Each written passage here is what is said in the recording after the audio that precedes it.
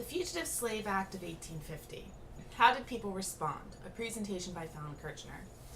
Now, surrounding the Fugitive Slave Act of 1850, we have a few key players, but the first one is Senator Henry Clay of Kentucky. He introduced Clay's resolutions, which ended up becoming the Compromise of 1850, or the Fugitive Slave Act. He introduced these starting on January 29th, 1850. He had 8 issues over 6 documents. Now, some of these are not as significant, like Texas paying their previous debts, but others were crucial. The first one stated that California was to enter the Union as a free state. This was used as a concession for northern states, but it made many Southerners feel wary. Entering states as free states felt like a threat to the institution of slavery. The second one was new states. Entry is to be on a case-by-case basis, whether it would be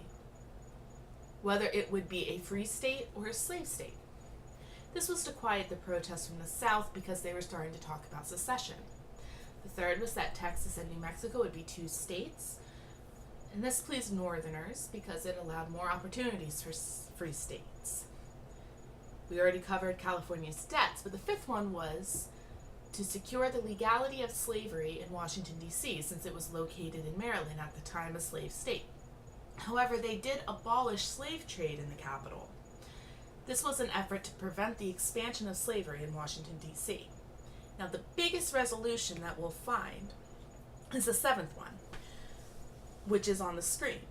This one here allowed the practice of bounty hunting to take place in order to bring slaves back to their quote-unquote owners. This is the biggest part that resulted in the uproar against the Fugitive Slave Act of 1850. Our next key player is Senator Daniel Webster of Massachusetts. He gave his infamous 7th of March speech on March 7th, 1850. He was a firm believer in keeping the Union together, stating that peaceable secession is an utter impossibility. Now, Webster was a senator for Massachusetts, which of course is a northern state, but it was also always fairly progressive. Now, thinking of this and reading the 7th of March speech, it's surprising. Webster spent a good portion of his speech stating how it was unconstitutional for the North not to deliver escaped slaves back to their owners. For instance, every member of Northern legislature is bound by oath, like every other officer in the country, to support the Constitution of the United States, and the article of the Constitution which says to these states that they shall deliver up fugitives from service is as binding in honor and conscience as any other article.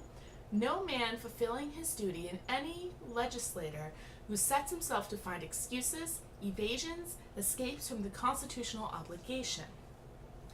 Later in his speech, Webster goes on to show support not only for bounty hunters to deliver up runaway slaves, but that he supports the Fugitive Slave Act to be approved with all its provisions to the fullest extent.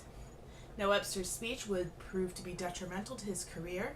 Much of the country saw it as courageous, except his native New England, who saw it as treacherous to his constituents. The result? Webster resigned as a senator and only held the office of Secretary of State for the remainder of his life. 2 years later, he died with his biggest fight lost, a nation divided. Our next key player is Senator Thomas Hart Benton of Missouri. He was against the Compromise of 1850 and gave a speech stating as such on June 10, 1850. He felt that those in favor of it were exaggerating the importance of it. When it comes to the claims by Senator Clay that the American people were in misery and distress over the matter, Benton responded by stating, "I know of no distress in the country, no misery, no strife, no distraction.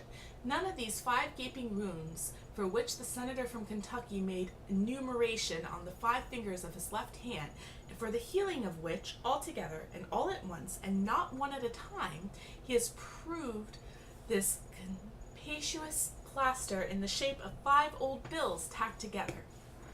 Now, it was a very contentious time in the Senate, but it was also contentious in Massachusetts, where Ralph Waldo Emerson lived. He was ashamed of Daniel Webster, stating, if slavery is good, then is lying, theft, arson, homicide, each and all good to be maintained by Union societies. He also said, I have lived all my life without suffering any known inconvenience from American slavery. I never saw it, I never heard the whip, I never felt the check on my free speech and action until the other day when Mr. Webster, by his personal influence, brought the Fugitive Slave Act on the country. The next Massachusetts key player is Henry David Thoreau, who was a writer. He spoke out against the trials of Anthony Burrs,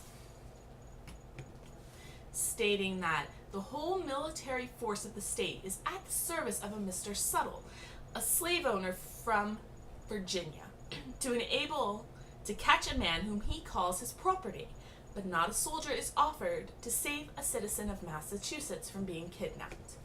This should show how much this crossed over state lines, and the actual Fugitive Slave Act was the item of legislation that was unconstitutional, not the North refusing to return people.